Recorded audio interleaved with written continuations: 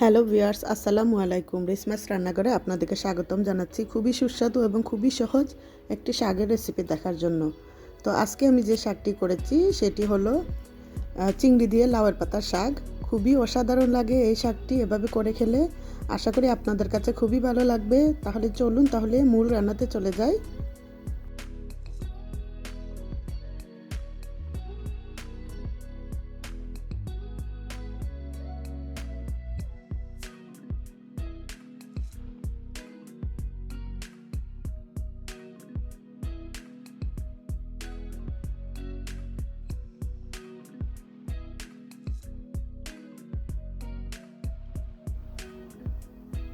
তো এই শাকটি রান্না করার জন্য আমি প্রথমে এখানে নিয়েছি হাফ কেজি পরিমাণ আমি এখানে নিয়েছি লাউয়ের পাতা। দেখতেই পাচ্ছেন আমি এরকম করে কুচি কুচি করে কেটে নিয়েছি এবং ধুয়ে পরিষ্কার করে পানি ঝরিয়ে নিয়েছি।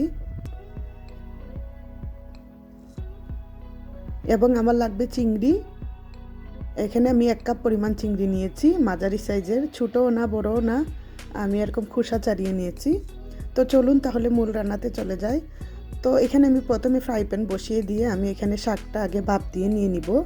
শাকের যে অবশিষ্ট পানি আছে সেটা আমি বের করে নিব। একটু লবণ আমি দিয়ে দিব, দিয়ে আমি ঢেকে রান্না করব শাকটা একদম হওয়া পর্যন্ত। তো দেখতেই পাচ্ছেন শাকটা একদম যতটুকু শাক ছিল তার চেয়ে 3 গুণ কমে আসছে। তো আমার শাকটা হয়ে গিয়েছে, এখন আমি নামিয়ে ফেলবো। এখন আমি বাগার দিব।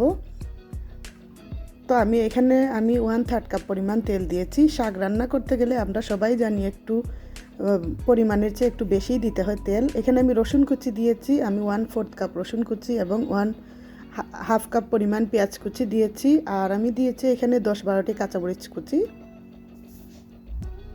তো দিয়ে আমি ভালো করে কষিয়ে নিব, আগে নরম করে নিব পেঁয়াজটাকে। সাথে আমি দিয়ে দিচ্ছি চিংড়ি, কারণ চিংড়িটা এক্সট্রা ভাজার কোনো দরকার নাই, পেঁয়াজের সাথে রসুনের সাথে দিয়ে দিলাম। কারণ হচ্ছে পেঁয়াজও আমার ভাজা হয়ে যাবে এবং চিংড়িটাও সাথে হয়ে যাবে। তো আমি এগুলো নেড়ে চেড়ে ভালো করে ভেজে নিব। সাথে অল্প পরিমাণ লবণ দিয়ে দিচ্ছি। লবণটা আপনারা খেয়াল করে দিবেন, যেহেতু আমি শাকের মধ্যেও দিয়েছি। তো আমি সেই অনুযায়ী দিয়েছি কম করে। তো এখন দেখতেই পাচ্ছেন কষানো হয়ে গিয়েছে। এখন আমি দিয়ে দিলাম হলুদ গুঁড়া, জিরে গুঁড়া অল্প পরিমাণ আমি দিয়েছি, আর কিছুই আমার লাগতেছে না। তো আমার কষানো হয়ে গিয়েছে, এখন আমি শাকটা ঢেলে দিব। শাকটা ঢেলে দিয়ে আমি ভালো করে নেড়ে চেড়ে ঢেকে রান্না করব। শাকের যে অল্প পরিমাণ পানি আছে সেটুকু পানি দিয়েই শাকটা হয়ে যাবে। তো আমি ঢেকে রান্না করব। সাথে অল্প পরিমাণ একটু পানি দিয়েছি, যেহেতু শুধুই শাকের পাতা।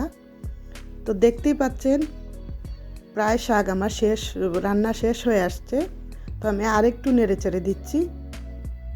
কতটুকু শাক আমি দিয়েছিলাম আর দেখতেই পাচ্ছেন কতটুকু হয়ে গিয়েছে। তো দেখতেই পাচ্ছেন একদম মাখা মাখা হয়ে গিয়েছে, আর শাকটা এভাবেই ভালো লাগে।